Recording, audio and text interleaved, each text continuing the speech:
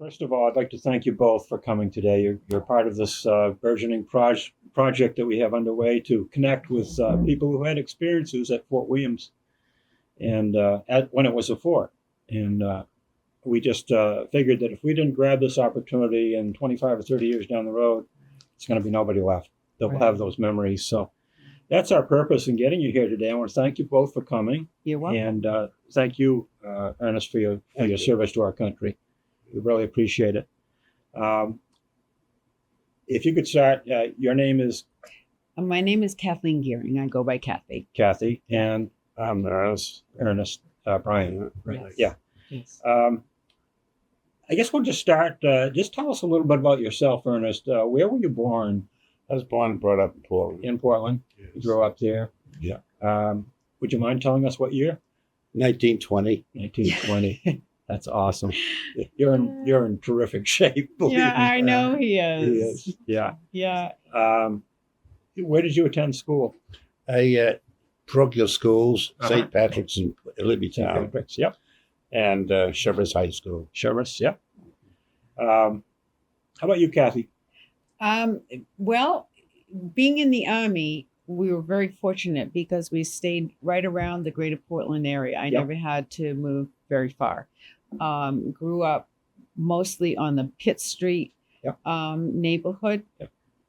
At one time lived in South Portland on the fort, but then back again to Portland.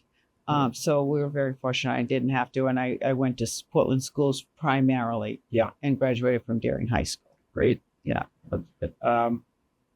Did you go to school after Cheverus? Did you have any? No. No. Okay. You joined the Army?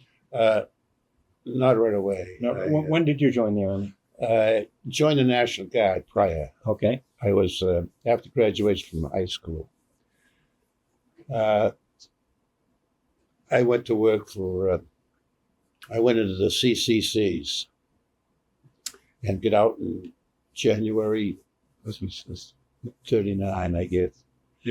And I went to work for Crane Company with the understanding that Crane Plumbing was on St. John Street. Yep. And with the understanding that being my father being a railroad man, I had put in for employment in the railroad. Uh-huh. And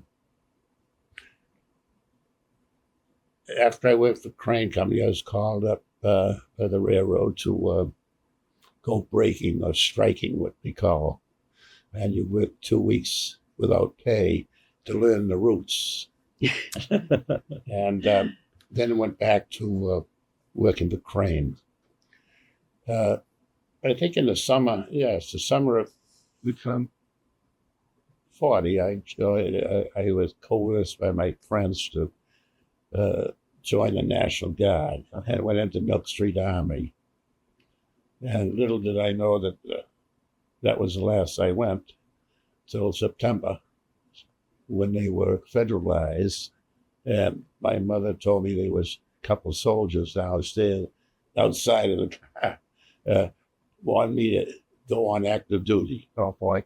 So we reported to Mill Street Armory, and a few days later we were sent to, I don't recall exactly how long, but it was not long after that, we reported to Fort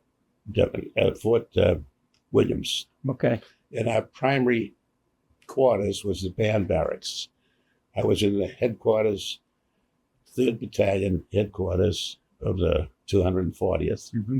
Coast side. The band barracks was the building that overlooked the pond. It was close to the road, the shore road, Yes.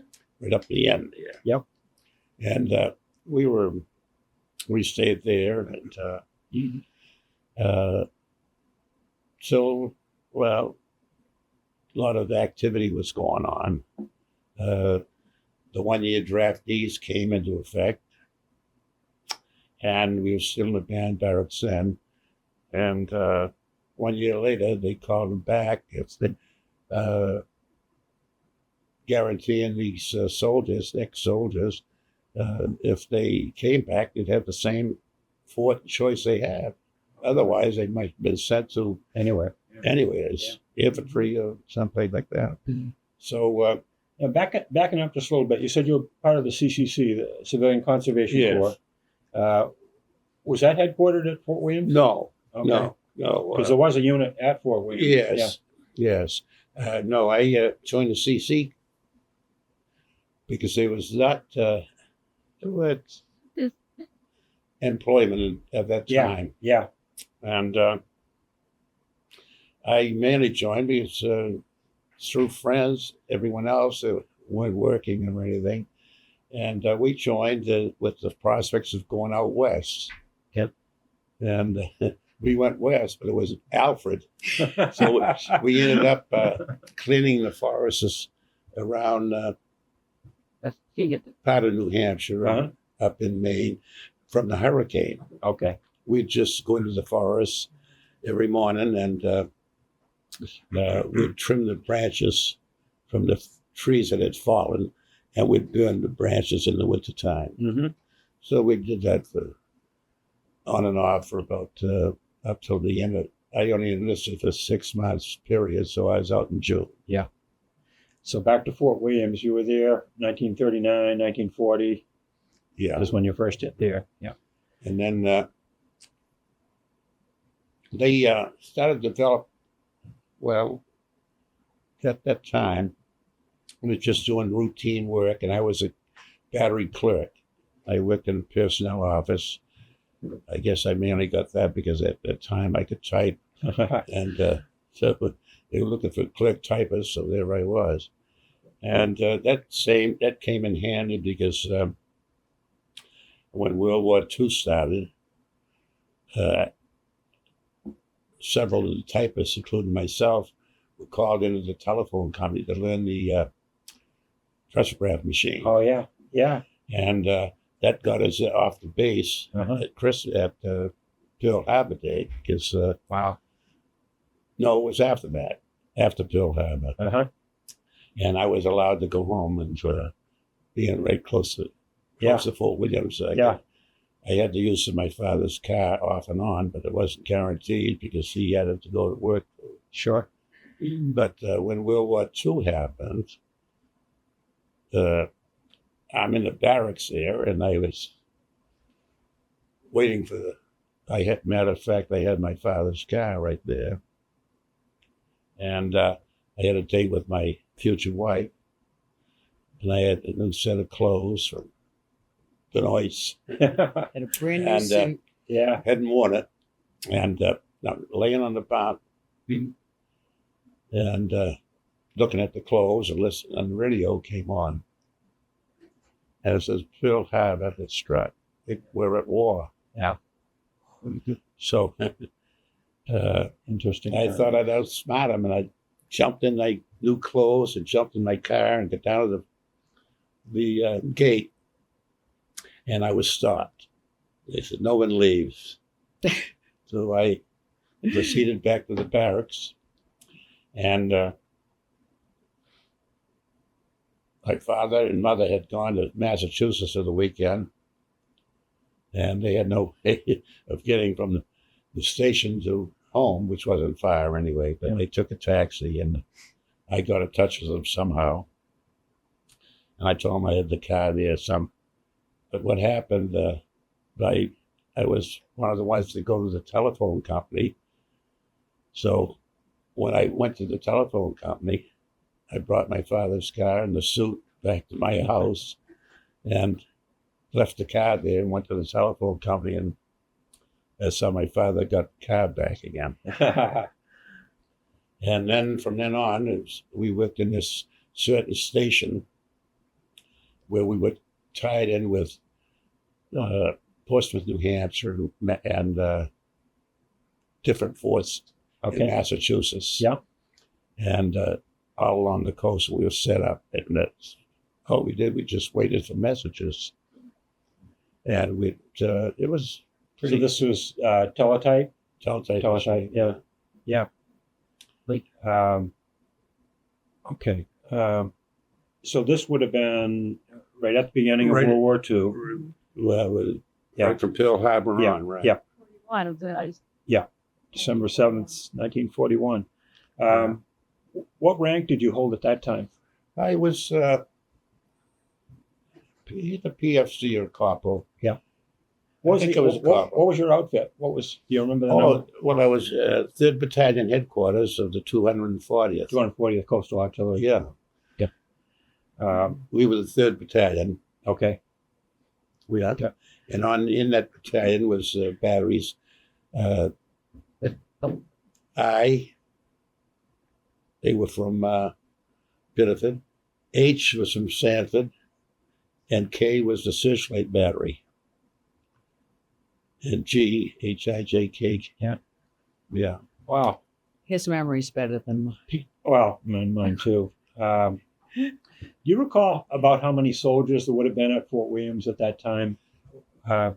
They had, at the time we were there. You mean at the beginning of? Well, while you were at Fort Williams, yeah. We were activated. The 240th was activated on the 15th of September. And they went to Fort McKinley at Fort Williams. And after a while, they put a detachment or one battalion went over to the 11th. Yep. And then, of course, when they started to put in these guns at the up at Popham Beach, and they had to take certain groups, whether they didn't take a company, a battery size. Many people. Would have been several hundred, do you think? Or? How many is in the At battalion? Williams, Yeah. see, at the time, they had the regular army unit. The 8th Coast Artillery was there. The 5th Infantry had left. Yeah. Go to Panama. Panama, right. And I think at Fort Williams, besides the 240th,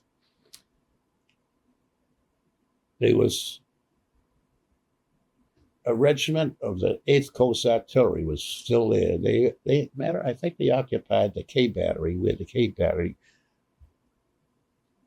ended up in the, I stayed in that barracks. And of course, they had the personnel, what they call the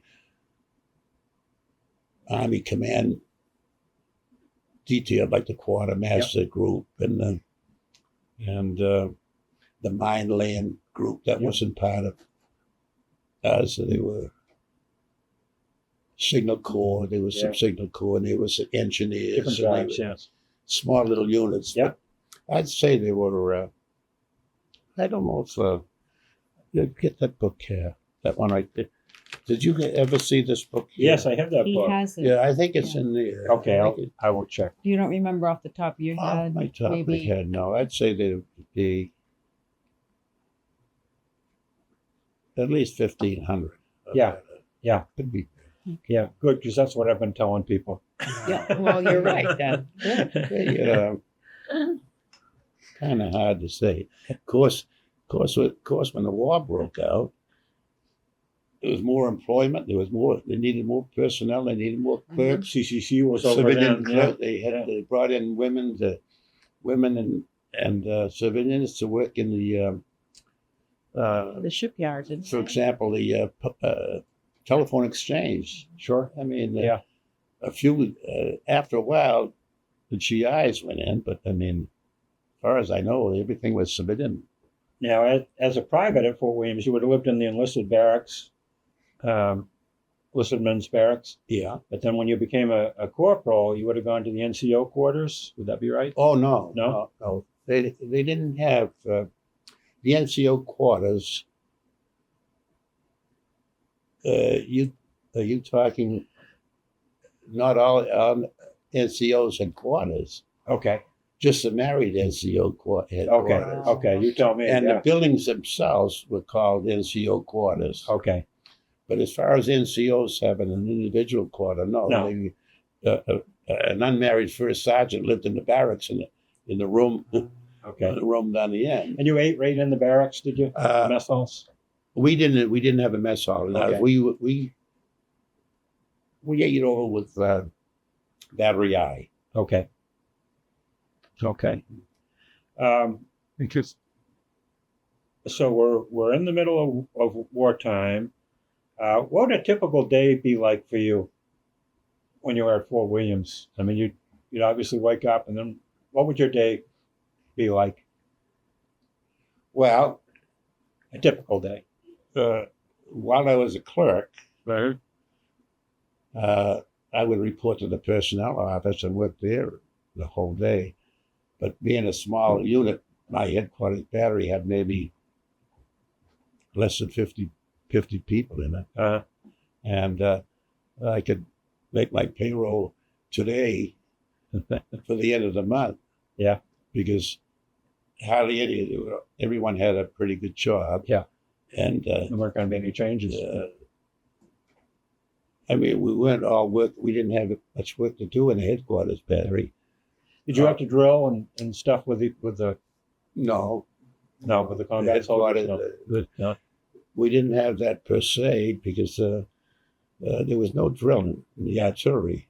Okay. There was an artillery outfit. So any drilling that was done was with the troops that had the big guns, the big batteries. Yeah. Those were still there then. They were there. Yeah. And they used them. And I think I recall that when they had the summer firing out at sea, you've probably read that. Well, my dad grew up very close to the entrance to Fort Williams, and he remembers when they had their artillery practice, the windows in his house would shake. They had to put it in the paper, publish it in the paper. Oh yeah, yeah, But the women yeah, keep your windows open. yeah. Well, that happened one day they had practice. They fired in all those garages down by the headlight. Mm-hmm. Yep. They fired one round, and I think the next that flattened the garage, part of the garage. Yeah. Then they fired another round, and that ignited them. Oh, jeez. They had a fire right there. They were probably lucky they didn't take off the top of the lighthouse. Right. Well, they were to like the side. Yeah, yeah. I can picture the lighthouse. Yeah. The garages Yeah. were to the right of it. I can Yeah. remember those Yes. as well. And Yeah. the position of the gun, the big gun, I think 12-inch or whatever it was. I didn't pay attention, too big for me. And they, as it went back into the position, fired the blast, knocked the buildings down. Yeah. Was that the Yeah. same instance that you've told us about where it broke all the windows in about a mile radius? Oh, no. Or was that another time? No, That was another- No, I don't know if they broke all the windows, but several, I guess some of them were known to break up in Munjoy Hill or something. Yeah, yeah. I wouldn't be surprised. Those things were monsters. They were the 12-inch guns. Mhm. The barrels on those things were 40 feet long, and their effective range was like 8 miles out to sea. Unbelievable. Unbelievable. Right. Kathy, had you come along yet? No. Oh, no. Oh, no. Okay. No, Okay. I wasn't born until Okay. 44. Okay. So, no. Mr. Brien, did you continue to see your sweetheart while you were posted at the fort? Oh, yeah. Yeah, after a while, they Since your relaxed. date was interrupted by Pearl Harbor, Yes. Yeah. I wondered if did you bring her to any of the dances or socials? Oh, yeah. Yeah. What was that like? Matter of fact, on the post or off the post? Oh, both. So, Oh, I can remember Glenn Miller came to City Hall. Oh, Really? We went and saw that. No dancing. We just everyone stood around the more of a concert. front of the Yeah. front of the stage, and Yeah. Yeah. Wow. but And you took her? yeah, they were quite the dancing team. and I've heard. My mother loved to dance. Did you used to and go around outside the of pier? that, during those days, we used to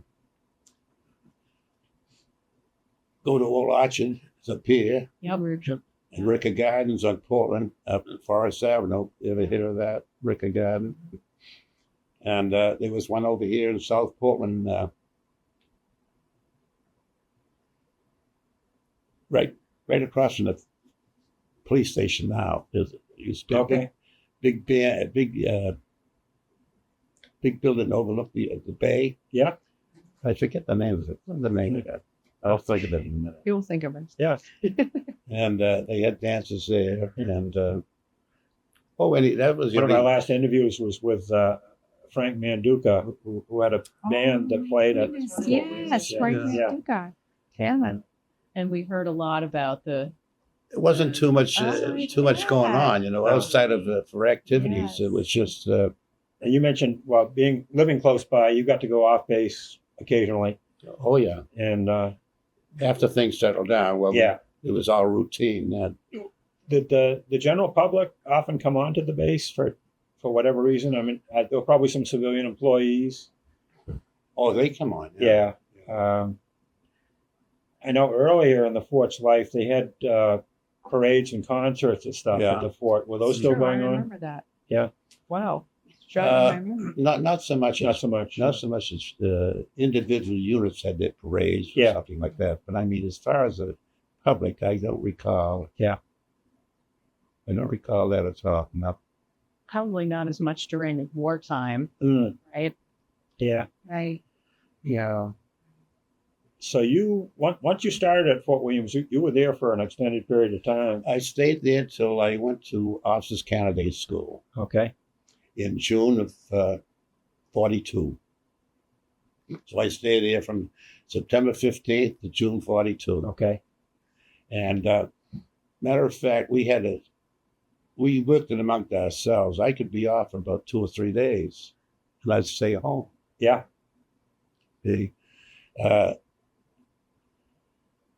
We had it as this building.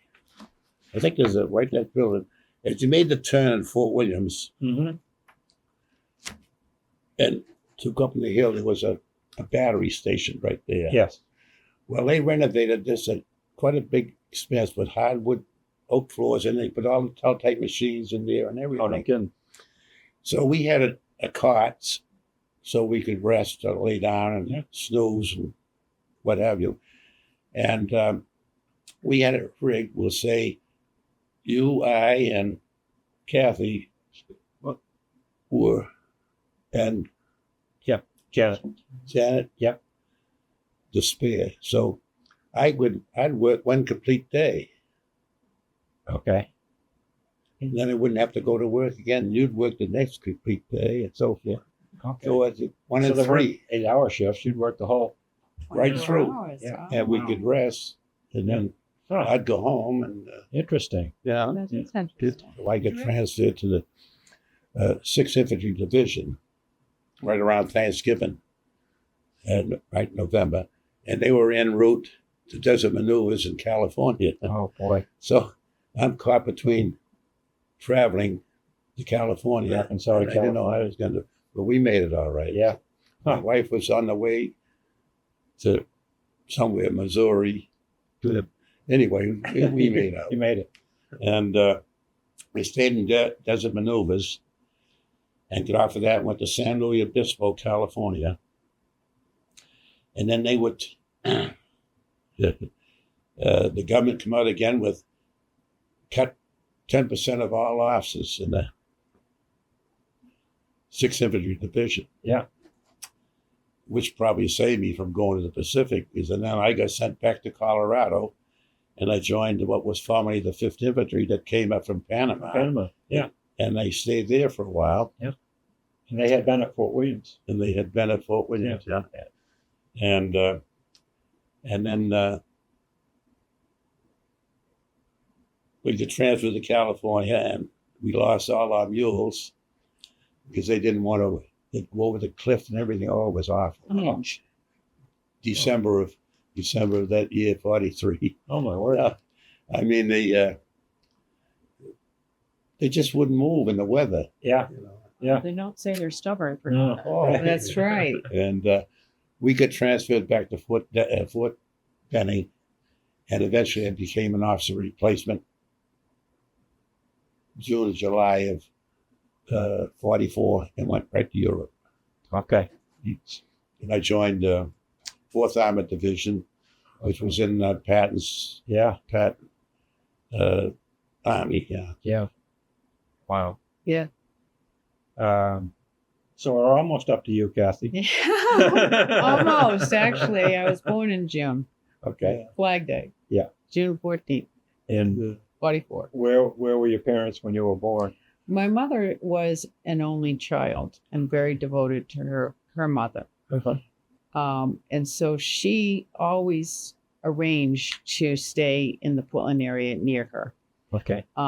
So she went back home, Yeah, she went back home from right? Colorado. Yeah. Mm-hmm. She was pregnant and she went back home, and Yeah. I was born in Portland. Yep. And he went off to Europe. Yeah. And to the best of my knowledge, you didn't come home until I was many months old. Is that correct, Dad? Maybe even a year. I'm not sure. Well, When did you come I home? come home in October 45. Okay. Okay. So the war was basically So over. yeah. Yeah, he says. And were you wounded in that period? I think Oh yeah, you were. I've got documents. September. And this September.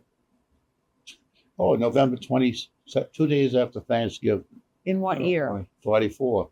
44. Yeah. So he And survived then in that. March, I got wounded March 12th, 45. boy. And Wolf Kirschen jumped. If Persian. I think it was Wolf Never Kirschen. heard that. No, a But lot of towns I never heard of either till I pick them up now in the book. Yeah. Your story is similar to my grandfather's. My maternal grandfather was in World War One, and he was in France and was wounded, and he wrote a book of his experiences after. You should do the same thing. I You wish should I do the could same get thing. him Yeah. to record some Yeah. of his experiences. Yeah. I mean, it would be wonderful. So, When did you get back to Fort Williams? Well, put it this way, I was commissioned 3 different times. I was commissioned in 42. And I was very fortunate. I was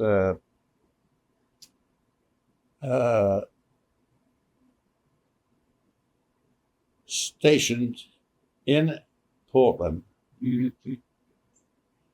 for maybe 15 more years, either in all in civilian component duties. Uh-huh.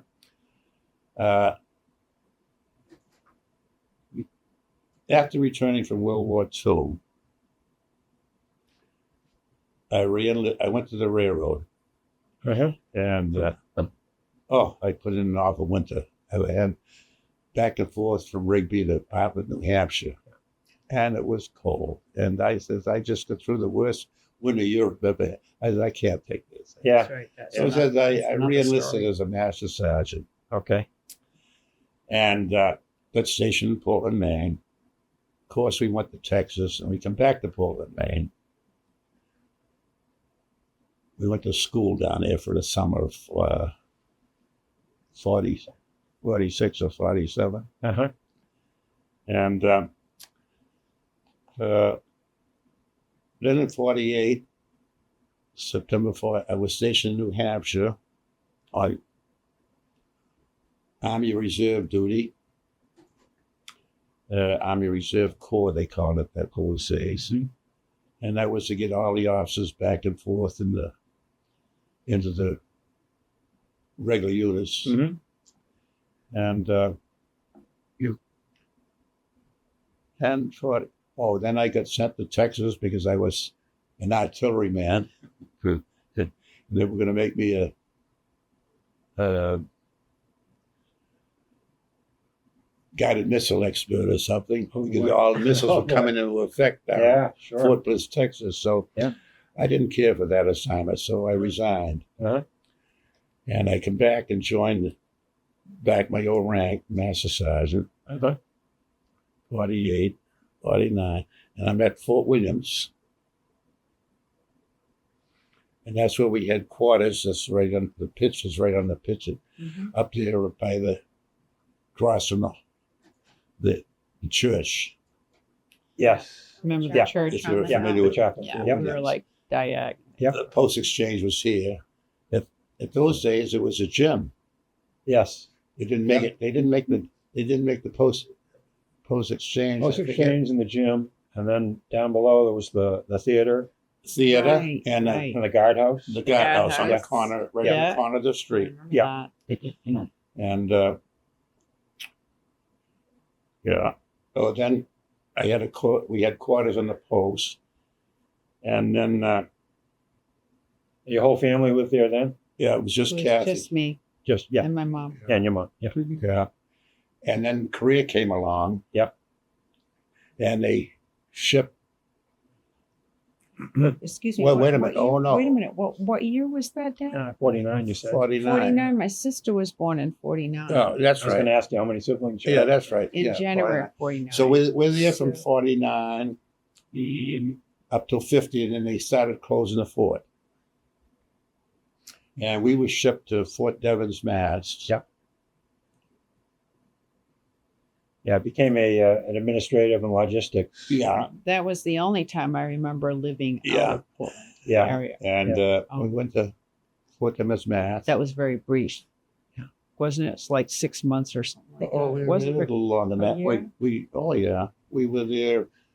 I remember Mrs. Kimball going there with Mama down to the commissary to buy groceries down there. Oh, now see. Okay. Yeah. So maybe a And, year. I don't know. They closed. They started to close. They were relieving personnel, and we went to. Of course, we had to get off the post, and we moved out in Brighton now. No, Was that? and I got shipped.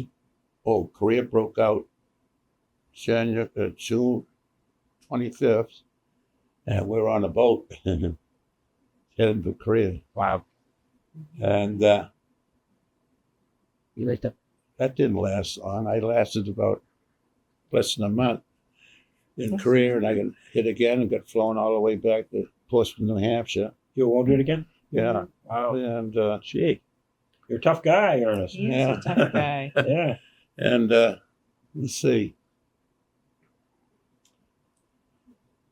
Yeah. Yeah, I was, and I got assigned in the hospital as like the personnel sergeant, and all the people from Korea that came there. I guess they sent you home nearest to the nearest military hospital available. So we flew all the way from Korea, that hospital in Hawaii there. Yep. And next day to California. And the next day to Westover Field. Neat. And the next day by a civilian plane right to Portsmouth. Shite. Uh, Unreal. and I had a body cast on, and I was machine gun across the legs. Oh. And we I never heard that. I stayed in the that hospital till about. Well, I used to be like the liaison sergeant. I had a pretty good deal. I had a van, and I'd take all the clothes size for the individual soldiers, go to Devon's, pick them up, come back, and eventually I stayed there. I got out maybe 6 months in the hospital there, and I got assigned. They asked me where I wanted to be assigned. They didn't know where Fort Williams was. I says, Fort Williams, Maine. Where's that? I says, just put down Fort Williams, Maine. They'll get you The there. government will take care of you.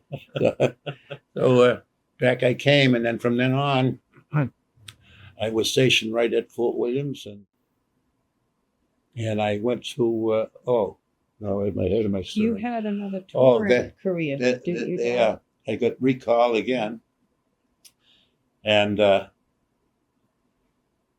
went to Fort Benningsford, 1 month's course, and come back and got assigned to Germany again. Houseboy. And I landed up in Munich, and I landed up at Munich, and the general was a major general from Connecticut. I guess he was a reserve general, and he said he wanted someone with the infantry badge that would get rough on these people that needed quarters. And he wanted me to clear them out. Anyone who wasn't supposed to be living there. Uh-huh. And there was a lot of them. Yeah. Do you mean refugees or No, squatters or something? civilians. Civilians living. American where civilians had good jobs over there, and they had these mansions. They were all alone, and they could have put in 2 families in some of those buildings. Yeah. Down. Were they living And in military property? I had one. Was it military property that they? Yeah, were- well, oh, they that's they what- took yeah. these houses. That's what they were. These are for Americans. Yeah. Oh, And I had a master sergeant living in one that I went to visit. He was a former colonel, and they had he got expended from the army. You know, they cut back. He got riffed, they called it. At the end of World And War he II? had his choice to get out or become a master sergeant. So he took the master sergeant and he stayed right there. Was he riffed at the end of World War II? Oh no, this is 50. Why was he cut back? They were riffing the army. They were Oh. cutting back the strength of all the officers and everything else. They cut down. They cut everywhere. Huh. And he was occupying these quarters for about 3 or 4 years. Wow. Unofficially. yeah. Shame. I mean, they were getting away with murder. Freeloading. Freeloading. There was one girl, she, right from Munich, she had a 7-bedroom apartment right in the city of Munich. Oh. And I went down and visited her and told her that the boy was. And I says, we'll have to fix you. I'll put in about six other single civil service workers for the government in this apartment. Yeah. You know, you can't do that. I got too many antiques and stuff that I picked up in Europe. Yeah. I says, well, I don't know. We'll probably give you about a week to clear it out. Yeah. She said, well, my father's a major general in the Air Force. And I says, well, have him speak to my boss, who's a major general of this whole area command. Yeah. Yeah. And she was out of there. But funny things happen. Oh yeah. Yeah. Yeah. So we come back, and I come back to Portland, Williams, and then I went to Bowdoin College for weapons instructor for a year. And then I went back to Fort Williams, and I stayed there till 1960. From 55 to 60, anyway.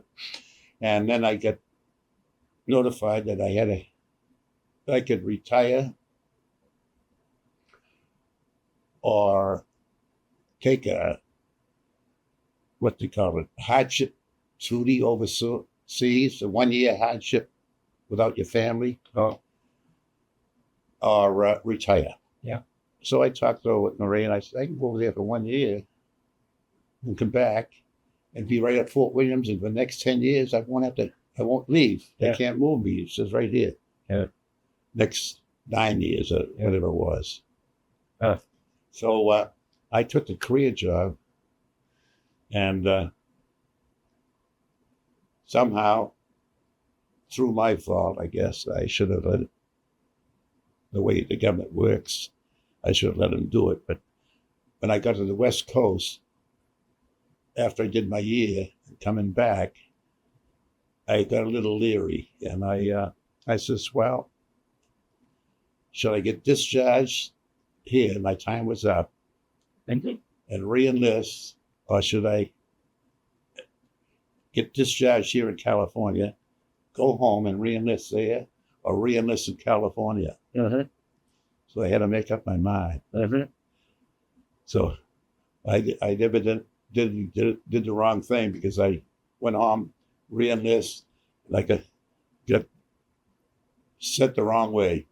Yeah. So then I got sent to, originally supposed to go to Texas, but he ended up going to Pittsburgh, Pennsylvania in recruiting duty, and that was an awful place for me. And so I gave up. I chances. So I told my wife, I says, I can either come home or retire. So she says, do what you want. So I said, I'll retire. Yeah. So I retired. Yeah.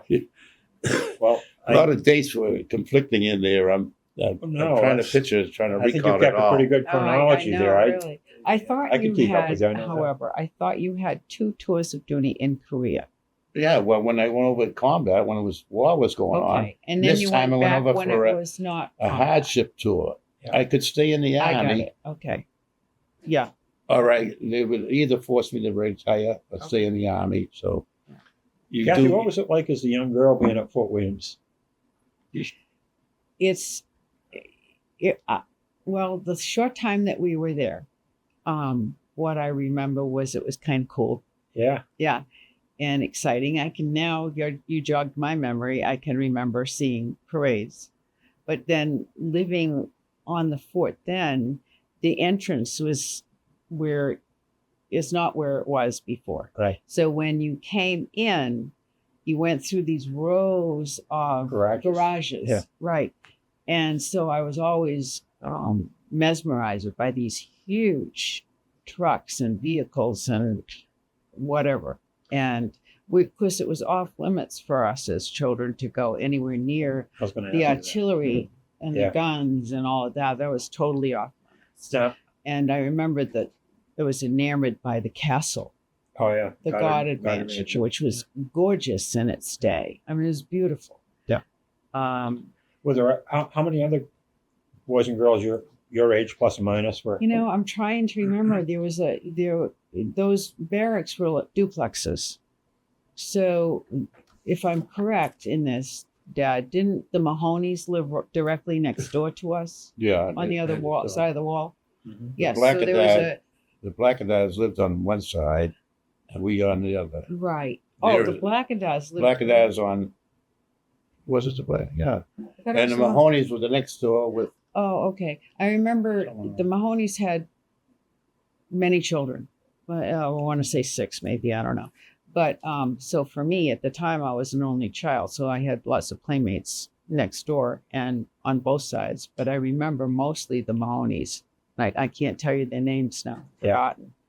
Forgotten. You went to school at Holy Cross? I went to school at Holy Cross. Yep. Yeah. We were You bused to Holy Cross. Bus there. Yeah. Okay. Yeah. I do remember one incident.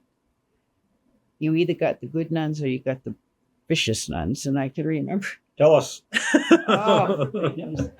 Now, my mother, I asked my mother about this incident, and she didn't at the time remember that it happened exactly the way I remember it. But I remember having this nun who was very strict, and raising my hand to go. I needed to go to the bathroom, and she refused to answer my hand. Finally, I was persistent, and by the time she had ignored me long enough that I wet my pants.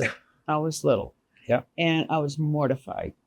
And I can remember running out of the room, running out of the school, and running up the street.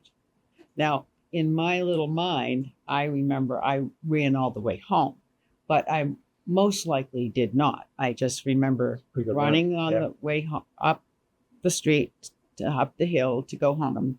And then I remember vaguely my mother going back and giving them a piece of her mind. So somewhere there's a lapse there. Whether they notified her I was gone, I have no idea. Whether she came and got me, I have no idea. I don't remember. There's this block that's not there. But that was a very traumatic It would be for anybody. Yeah. circumstance Yeah. for me. That's what I remember about Holy Cross School Yeah. and being bused back and forth. Yeah. Yeah. That's funny. Isn't that interesting? It is. I usually remember either the good things or the bad things. For me, I remember the I grew bad up thing. right in that neighborhood and went to Cottage Farm School, the public school in Cape Elizabeth. And I remember about this time we're talking, every year in school there'd be 1 or 2 Fort kids in your class. You know? Oh, right. Yeah, the Fort kids. Yeah. And, Maybe it's because we were Fort kids that we weren't. well, I don't know. the thing that was too bad about that was you know these kids would be in your class, but only for a year or 2, and then they'd be That's right. moved off See, someplace, and you never really got to know them. That's right. And It and was, I always felt like an outsider. Yeah, Yeah. Yeah, And, that's true. from my perspective, it was difficult too.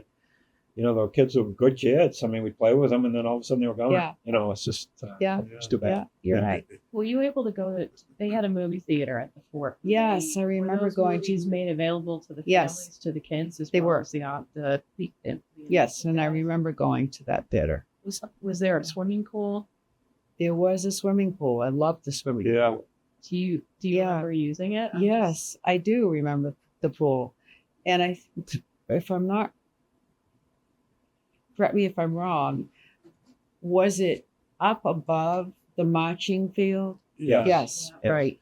Oh, So- I loved it. It's up by the band barracks. Yes, Yeah. right, exactly. And I remember there were goldfish, huge goldfish, which are probably koi, right? They were Yeah. goldfish. Down the pond, yeah. Is Yeah. gorgeous. There still are. Yeah, I know. That's right. I forgot. Everyone put them in there and they grew. They were about that long. Yeah, That's yeah. huge, the yeah. legends. So the story goes. Yeah. What would a I remember typical that. summer day be for you at Fort Williams as a young girl? Do you remember? I mean, you had some friends on base. Yeah. You play, just doing Yeah. kid stuff. Were you Yeah, allowed- just doing were you kids sort of allowed out without? I think we There's some were. We things that had were off limits, but parameters you that could- we could. I mean, obviously we were safe. Nothing was going to happen. Right. We were forbidden to go near the rocks and beach. And I remember as a child, there used to be 2 or 3 white crosses on the rocks to the right of the Goddard Mansion. If you're looking at the mansion on that cliff, Mhm. somewhere was, and I was so struck by those. I still remember them, and that some children or somebody somebody had had died, died yeah. there on the rocks. Yep. Yep.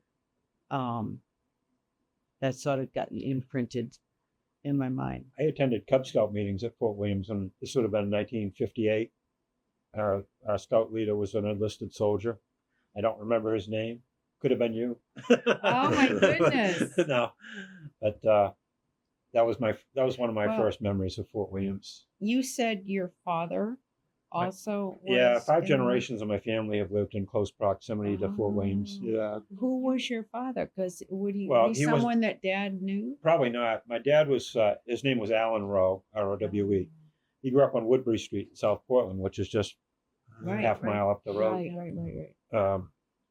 But he was in the Army Air Force. He was not at Fort Williams. He went to the Pacific. He was in the 506 Fighter Group. Really?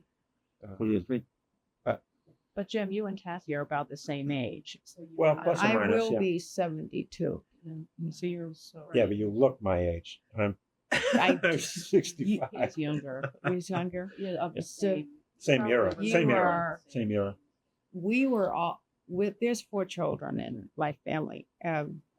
We're all spaced out quite a bit because of the wars and Sure. whatnot. Mhm. So I'm about 4.5 years older than my sister. Mhm. Then there's a 7-year So we would have been about. stretch. I would have been about the same age. She's just turned 67 in Okay. last week. Yeah. And I will be 72 in June. Wow. So that's 4.5 years. Neither of you Then look your we're ages, about- by the way. Neither of you look It's your ages. you can blame his family. The Yeah, genetics in the excellent genes. family are That's the- incredible. His dad lived to be 105 and painted his house one side a year up until the time he was about 100 and lived alone for many years until he was 100. And he had to come Wow. into St. Joseph's because he was getting a little leery living alone. But he had a garden and he planted his garden every single year. I think that kept him Yeah. motivated. And you had one leg. Yeah, one leg. He lost a leg in the railroad, and you remember that incident as shame. well when we lived.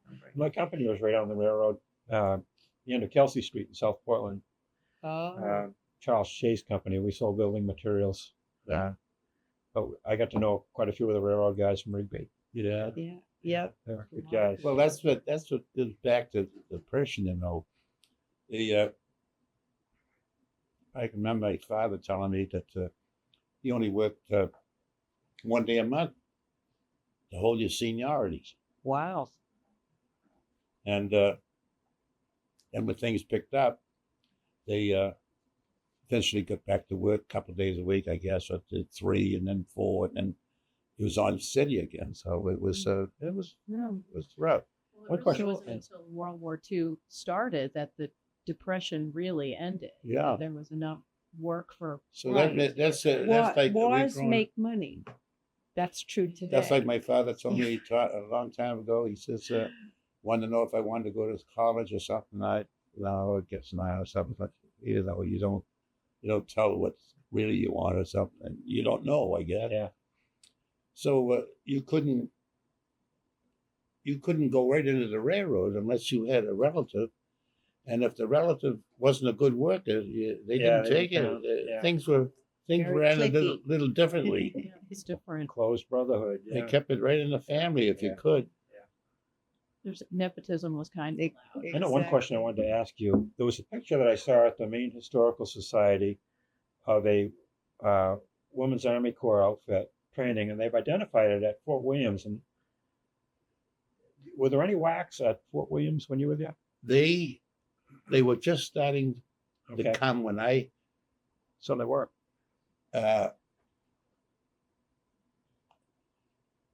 when I came home on leave to get married. I went up to the NCO club to see my old friends, Mm-hmm. get congratulated and all that. You know? Yeah. And I think the wax were just coming in there Okay. around September of 42, 42. Yep. That's right. just around that time. Yep. And they had, well, of course, the Coast Artillery then, there was no buddy system, you know. Yeah. They had all these old colonels on there. There were police chief of South Portland was a major, I think. Mhm. Spears, Major Spears. I remember the name. Yeah. Major or Colonel. Yeah. There was Colonel Holmes, and there was the one that ran the meat company, George in Portland. One of the big, Not Jordan. not Sweet, not George? Swifts, no, John Shack. But anyway, he was a colonel. Yeah.